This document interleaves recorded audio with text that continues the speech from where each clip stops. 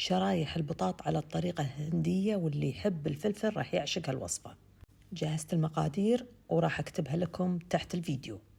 بمقلة حطينا فيها زيت نباتي، راح أحط ملعقة صغيرة من حب الكمون والشمر والخردل اللي هو الماستر سيد، وشوية من مسحوق الحلتيت، وهذا دايما يستخدمونه بالوصفات الهندية، وشوية كركم، وهذا بعد مسحوق المانجو المجفف جاي للدور. بعدين شرايح البطاط، بس قلط لو فايحته شوية بماي أحسن، وحط عليه شرايح من البصل وفلفل حار، وحط عليه فلفل مجروش، وهذه بعد ملعقة صغيرة من مسحوق المانجو المجففة اللي هو هذا، وملح، وآخر شيء للتزيين كزبرة مفرومة، وسكر القطع. وتعالوا ذوقوا الطعم مع شباتي، مع خبز اللي تبونه.